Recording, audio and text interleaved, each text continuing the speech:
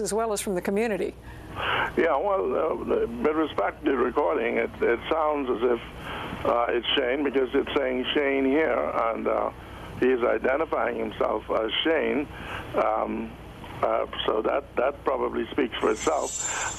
With respect to the property itself and the premises itself, it belongs to G. Ben Thompson, and he'll get it. Well, that's not the question I'm asking. It's basically, what are people saying about this guy, and certainly about possibly moving her to the head of the line, the fact that maybe some inappropriate conduct, whether it was some sort of relationship between these two or simply circumventing the Bahamian laws, was taken by this individual.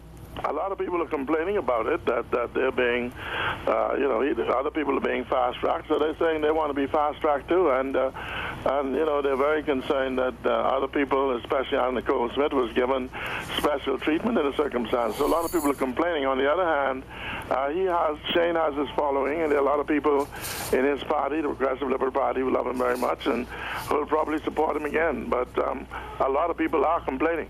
Okay, one more twist and turn in this case. Hard to imagine many more. I want to go to Janine on an interesting question. Howard Stern has talked to the Florida judge, Seidlin, about basically not having any money, getting his money from his family. Here he is down in the Bahamas. He may be evicted from one home. He's not on the title to the other. And yet he has custody of Danny Lynn at this point and is not supposed to take her off the island. He's starting to get caught in a real catch-22.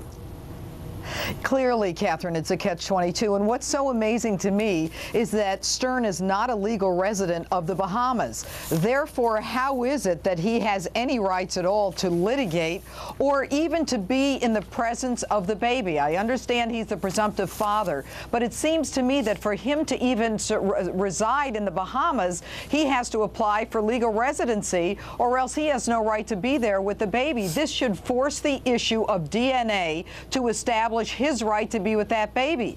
And if he truly is a squatter, and so it seems he is, then not only should he be taken out of that house and evicted, but the question is, as you say, where is he getting the money to go anywhere? The second house that we're talking about sounds like it's not habitable. And is there a possibility of this baby being taken away from him because he doesn't have the ability to care for that baby, he doesn't have legal residence, and he has no standing anywhere? Well, the will hasn't been probated. He is named as executor, but he's not officially, as far as I know, been designated. Right, he's not. Yeah, yeah. Well, let me ask. So why are they? Yeah. Go ahead. Why are they even letting him stay in the country? He is not a resident of the Bahamas. And if we're so concerned about Anna Nicole being fast-tracked, then for sure he's not going to be fast-tracked. And what is his right to be there? Of course, then again, Lisa, we had a reporter on last week who said that he sold access to the funeral, to a lot of this, for about $3 million. Is this sort of a consideration that a Bahamian judge should look at in determining custody, even before the paternity issue? Oh, it's disgraceful. How can you have the child's best interests at heart if he's looking for the bottom line? But nobody's hands are clean in this story, Catherine. I mean, Grandma was riding around with a journalist when she went to see her daughter's dead body in the meat locker after the judge had expressly ordered her to keep the press out of it. I don't think anybody here is showing Danny Lynn's interest. This is a very sad situation that I would like to see resolved stateside.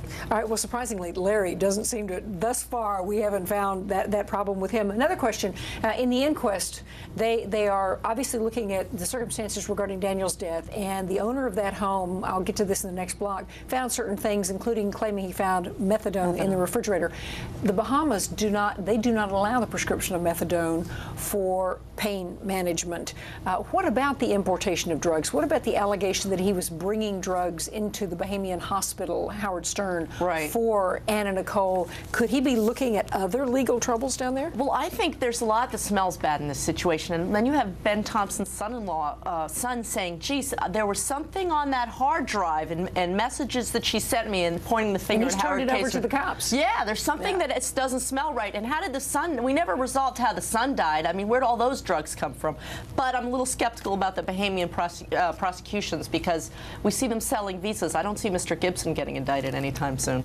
Okay, well, we've got more on the other side. Pro Pender, thank you very much for joining us. And we've got inside information on Anna's personal belongings taken from that home where she'd been living, videotapes, computers. Where are they now? Right after the break.